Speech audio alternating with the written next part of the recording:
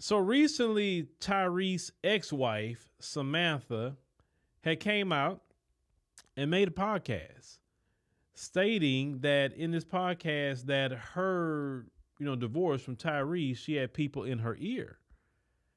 And she is living to regret her divorce from Tyrese. No one said that Tyrese was cheating on her. Tyrese wasn't beating on her. Tyrese wasn't verbally abusing her. Tyrese wasn't just dogging her out, treating her bad in the house. No, none of that. His wife decides to end the marriage. And then when she's realizing that the grass is not greener on the other side, now she wants to start making comments. And I want y'all to hear what Brother Tyrese has to say about this situation, because I'm with Tyrese 100%. Let's review it. Not going to respond to this video of my ex that's now gone viral. She is loving it. Congratulations, you went viral again over something else that you said, because you're trying to build up your YouTube page and get your followers up. Listen, man, listen.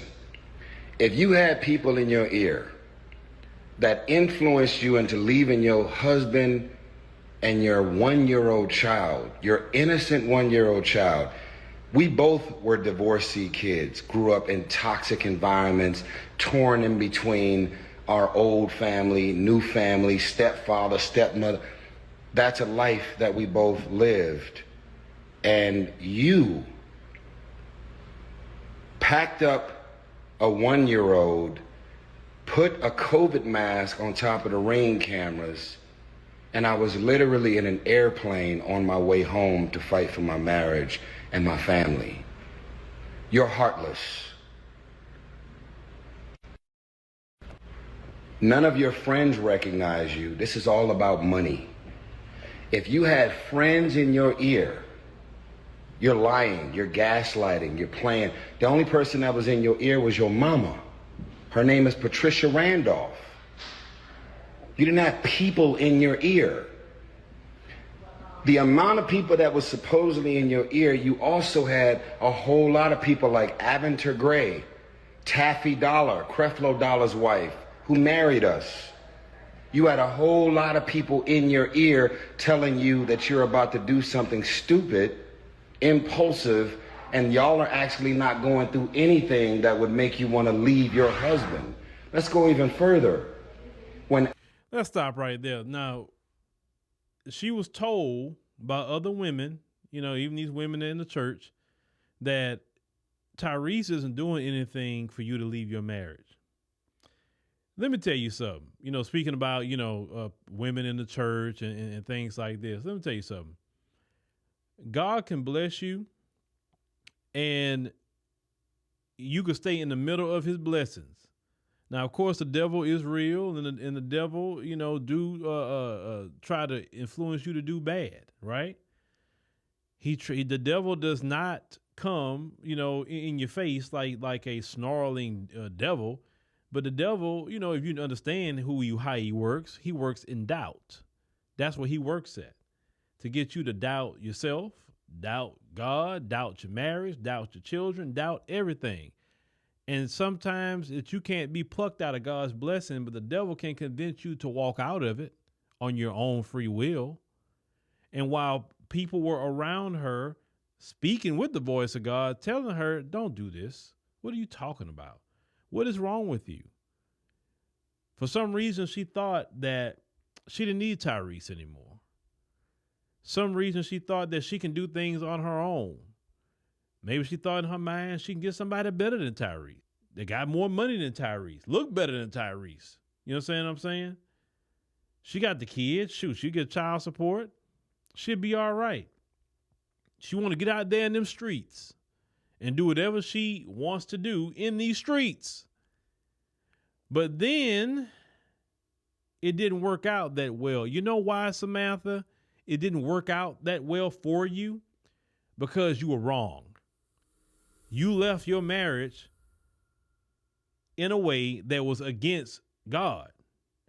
And when you leave your marriage and make this and you made a marriage covenant before God, right? you're going to deal with some consequences for just walking out your marriage. It's just that simple. Listen, man can tell you about no-fault divorce and you can leave for any reason you want to. You can. In the eyes of man, but the eyes of God, it's no such thing as a no-fault divorce. And this is why your life will have calamity, your life will have trouble, and you were selfish, Samantha, because what about your child? What about that child's being in a household with a father? But let's continue because it gets even better what Brother Tyrese says about her. Let's continue. When Aventer Gray and Pastor John Gray were having their own marital issues at the time, you arranged a therapy session with Aventer Gray at our house.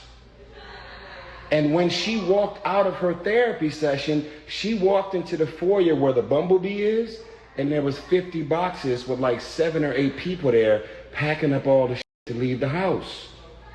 And I was in an airplane on my way home to try and fight and save our marriage. So if you had people in your ear at the time, they must be still in your ear, because you're still trying to get $20,000 a month for a 5-year-old. You make $160,000 a year on your own. This is all a game. You're clout chasing. You're something that I don't even know. A simple woman, not into materialistic things, don't care about fame and mansions and popularity. You're everything that you told me and all of your friends and loved ones that you wasn't. If you wanted to be famous, boo-boo, that's all you had to say. You didn't have to play this game that you wasn't. Now you out here playing on single mothers and their emotions, playing on women that are actually in abusive relationships and fucked up marriages that are toxic and dark and dysfunctional. That's not what that was. You think I would have a song entitled "I Don't Think You Ever Loved Me" if I didn't really feel that way? You think I would have a song out called "Love Transaction" if I didn't realize that it was never love, it was just a transaction? This shit is about money. You've hired 3 law firms trying to suck me dry. I'm approaching $1 million in legal fees, and we had a prenup. Yo, hold up, bruh. $1 million in legal fees? My God, bruh. But you know, I will say the family law system is a racket. And he's spending that kind of money to protect himself. Because if you don't have that kind of money like Tyrese, you're screwed. Oh my God, $1 million? You already tried to ask me to come back. You already tried to reconcile. I told you I was in a relationship with Zelly, and I was not willing to go and break this off or cut this woman off because you decided to wake up on a Wednesday and come back and play in the sand. Oh, and that's the thing toward the end. She realized that she made a grave mistake, and then she contacts Tyrese and say, hey, can we get back together? I realized, I did this, that, and the third, but no, it's too late. It's too late. And how you going to try to get back with him, but yet you got all these lawyers on him? You trying to get all this money out of him? If you really wanted to get him back, like really show that you want to get him back, you could at least say, you know what? Hey, I'm going to court, dropping all these cases. Hey, that child support order you got, throw that in the trash. Me and him gonna just work take care of our child together. All this other stuff. See, if you're hurting a man financially or just using the courts to be vindictive, that's not a way to get the man back. I mean, if you really want him back. But the moral of the story is this: stay with your husband. Stay with him. Look at our grandmothers that was with our grandfathers 40, 50, 60 years, right? Did every day was so lovey and dovey between them? No. Did they have their ups and downs? Sure. Were both of them not perfect? They wasn't. But they understood commitment. This is what the older people understood. They say, hey, I married her. I married him. We are a family. We don't bail on family. We fix our issues and problems. At the end of the day, about therapy, what people like to do is therapy shop. So what I mean by that is you want to find a therapist that agree with you. You understand what I'm saying? And you'll keep therapy shopping until you find one that agrees exactly with you, from somebody from the outside, just to reiterate what you already want to do. I'll say this much, talking about therapy, you don't need a therapist. Find somebody in your family that's been married 30, 40 years on both sides of the family. I'd rather talk to them who's been in a relationship a lot longer than me, who's actually married, than some therapist. A lot of times therapists talking to you, they're not even married. Like, how you going to tell me about relationships and you not even married? Please. I look at that no equivalent to me going and ask someone who about financial advice or business advice. They have no business, no finance, but I'm going to ask them all that. What I can do for me, because I need some advice on some issues. Come on now. Most people say, you don't go ask the kind of person, you go ask somebody who's an expert in this stuff, right? So same thing. You have to be committed. And sometimes in relationships, you go through different things. It happens.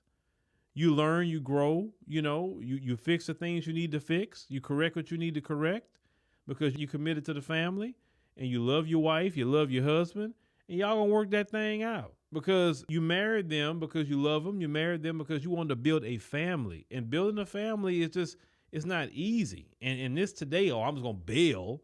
Then and bailing for what? Sure, she got to be out there. She got to go date whatever men she wanted to go date. And when she ended up seeing, it's the same thing Lala Anthony got to see too. Okay, you left Carmelo. Fine. And now you on here complaining that you can't really find somebody. Why? Because you can't find somebody that's equal to Carmelo. That's really what it is. Sure, she can go date whatever man, right? But that doesn't get it for her. She wants somebody that's equivalent to what she had. She do better trying to go back with Carmelo personally. Go talk to him and y'all get remarried. Because that's what I would tell her. If Lala asked me a question, I'd say, hey, do whatever you got to do, get Carmelo back. Go back with him. Because nobody out here is going to even compare to him.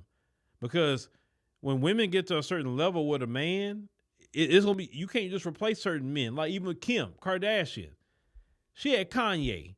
Nobody she going to get is going to compare to Kanye. And remember, Kanye didn't want to divorce Kim. Kanye was out here crying, saying, hey, I love my family, begging, I want to save my family.